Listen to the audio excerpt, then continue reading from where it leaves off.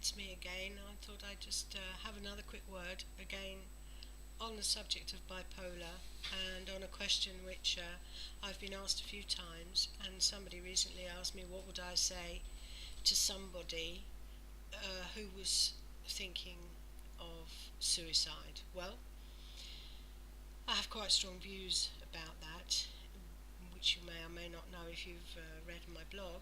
Um, so this is and people have asked me, why am I so sure I would never do it? Well, it's not really difficult for me to answer that. So here we are. I hope it may be of help to somebody. So why would I not do it? What would stop it? No matter how down I was feeling. Well, and let's, apart from what would happen, how it would affect my family.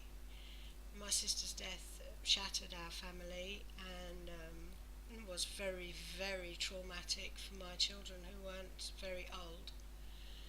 So let's just put that aside for one moment because, lots of people can say, well, how can people do that to their family? Well, okay, apart from that, there are other things. We all have experiences in our lives which leave a mark. Mine were with my sister after the fact, after she'd done this.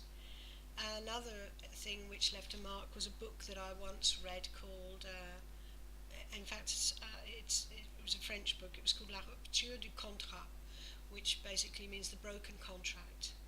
And I can't find this book in English. If I can, I'll put it on my blog straight away. Okay, so basically, it gives. This book gave me lots of answers, and it gave me lots of things to think about. Big thing was also things that my godfather taught me. Um, so, you can look at this two ways. If you're a believer, if you're not a believer. When I say a believer, I mean in God. Okay, let's have a look. If you're a believer, well, if you're going to do this, if you're going to complete this act, has it occurred to you what's going to happen afterwards and where you're going to go? Because some people, if you're thinking that way, that have you thought forward? What's going to happen afterwards?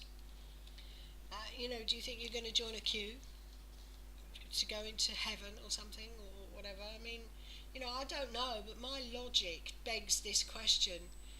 Why would we go there if we did something like that? Why would we go to a place where other people go that have completed their life's task? It's just logic.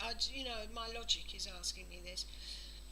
And my godfather taught me something which I hold quite dear, and that is that every one of us comes here to do something. We have something to do, either for us or for the universe. I don't know. We have a task. Maybe it's helping people or whatever, but that task involves our spiritual advance. And if we do this, then we cut it short.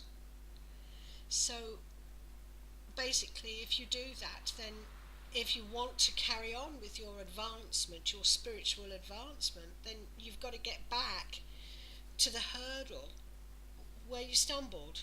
And that hurdle where you stumbled was where you exited this life. So, first of all, you've got to get back. So you've got to be born, and you've got to go through all those years of, how old are you if you're thinking about this? I mean, with me, I'm 59. That means I've got to go forward 59. I've got to wait another 59. First of all, I've got to find a body, and then I've got to wait another 59 years to get to the point of maturity so that I can continue. Maybe there might be some other way, there might be a shortcut. I don't know.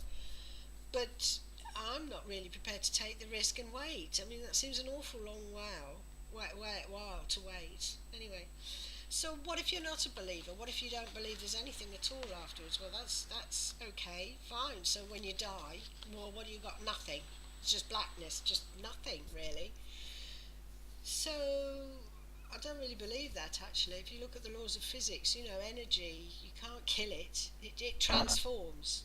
Well, okay, this is obviously a more technical, complicated argument, but supposing there is nothing. All right, so think on this then. Well, you're going to be dead for an awful lot longer than what you're alive. I mean, just think the time that you're dead is going to be infinitesimally long, huge, enormous. So, and the time that you're alive is going to be, in comparison, a tiny, tiny, tiny little speck.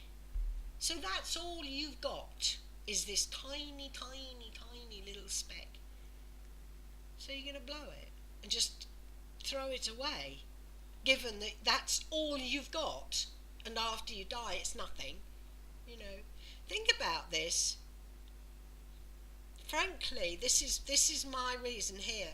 You know, I think I'd rather eat razor blades whilst walking barefoot on red hot coals, frankly, than perform this act.